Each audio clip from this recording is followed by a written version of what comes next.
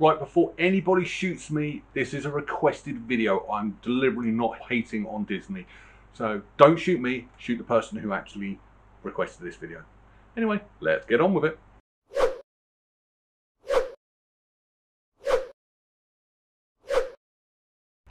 The Lion King is a 1994 American animated musical drama film produced by Walt Disney Feature Animation and released by Walt Disney Pictures.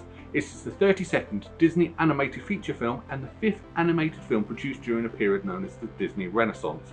The Lion King tells the story of Simba, Swahili for lion, a young lion who is to succeed his father Mufasa as the king of the Pride Lands.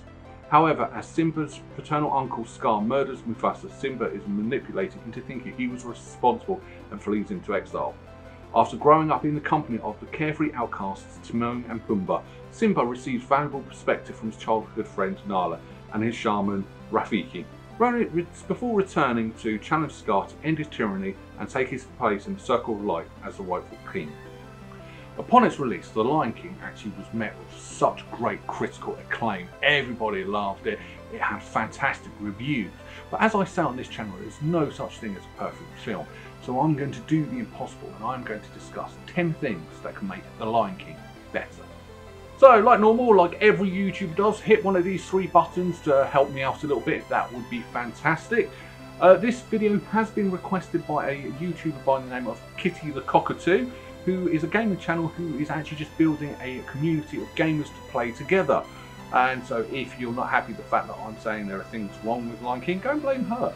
But other than that, normally I do a spoiler warning, but I'm not this week, because if you've not seen this film, why not? It's awesome, but it could be better. And now I'm going to tell you why. Number 10. Simba or Kimba. It's quite common knowledge that this film is based on William Shakespeare's Hamlet.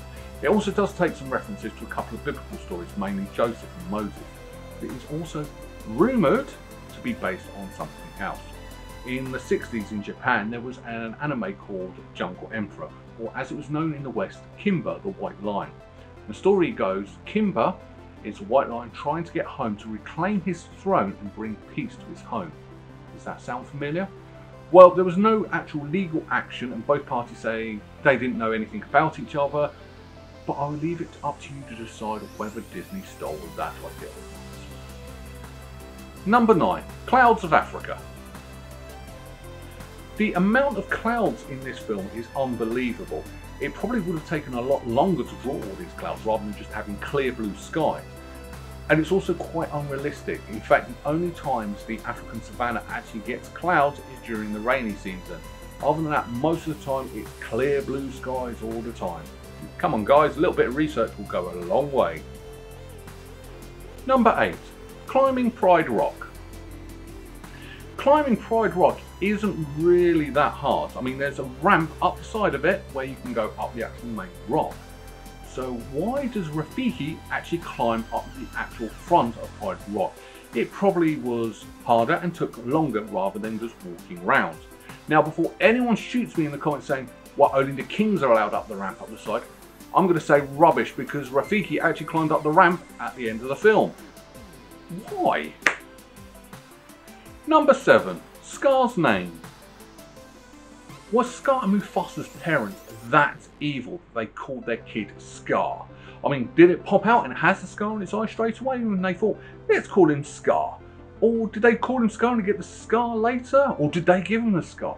Either way, their parents are evil people. All lions in this case. Number 6. Different versions. Right, I'm not actually on about the photorealistic version of the film that came out, but I'm on about the actual original animated version.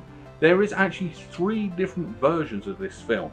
There's the original, and then there was the 2011 re-edition, and then there was the 2018 Diamond Edition.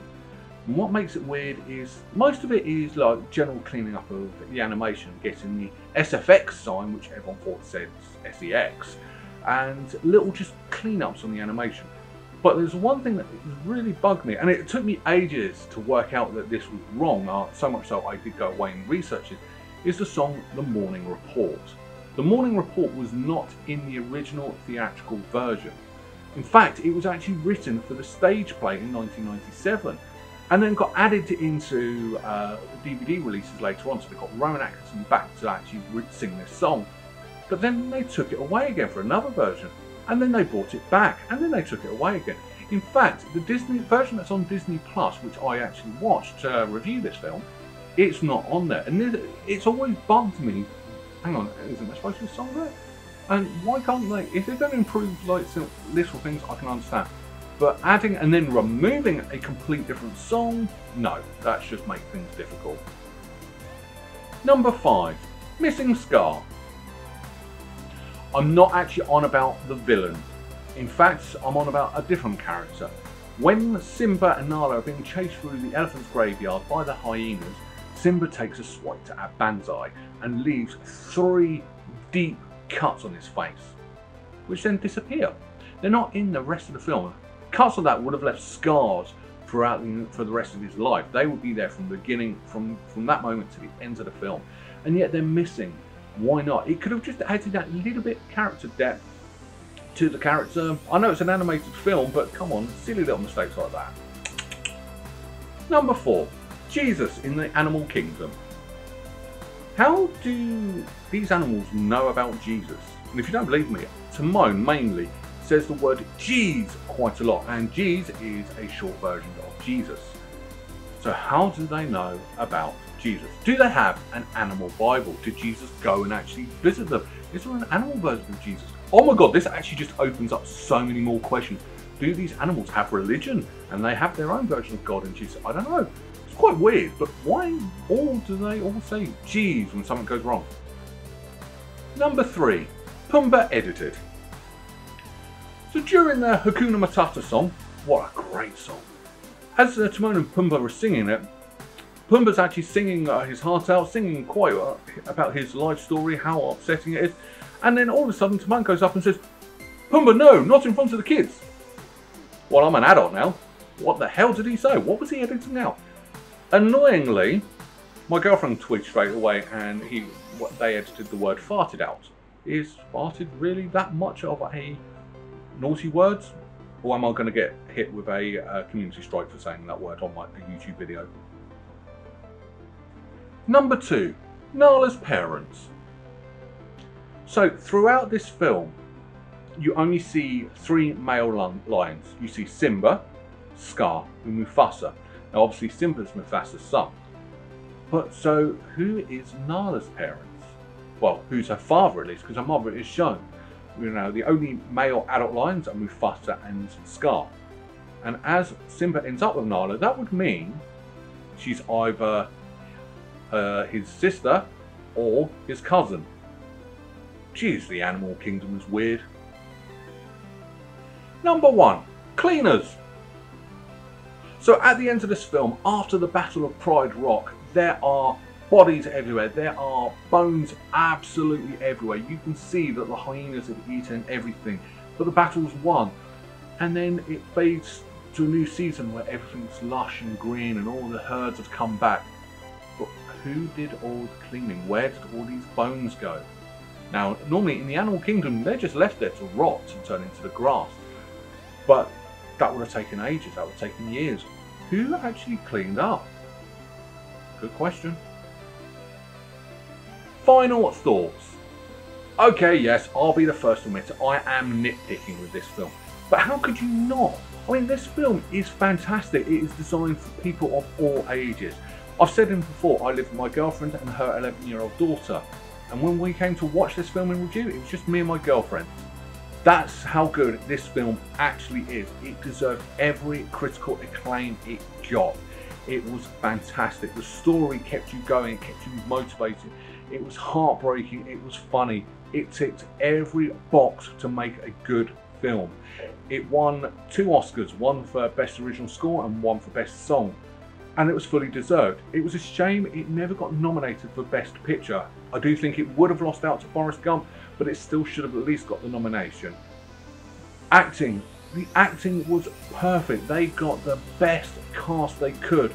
Everyone gave their all and you could hear it in their voice acting. I mean, Jeremy Irons stole the show with his portrayal of Scar. I mean, he was fantastic. He, out of everyone, I would single Jeremy Irons out as the best person in this film.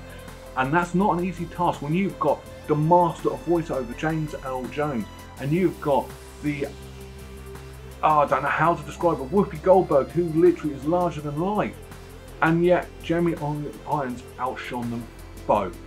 The songs were beautifully written. Elton John and Tim Rice did some fantastic work writing these songs. There is not really anything I could actually say is wrong with this film. So what am I going to rank it? Well, 10. It's the first film I'm giving 10 berries to. 10 out of 10. It's that good. There's nothing wrong with this film. And yes, it's got these little niggling bits, but I am nitpicking. It was brilliant. Now, since then, we have had a new version come out, the photorealistic version. How would that measure up?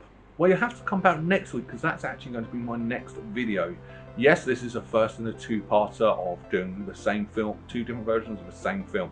So come back next week to see if the Lion King new version could be made any better. But until then, bye-bye.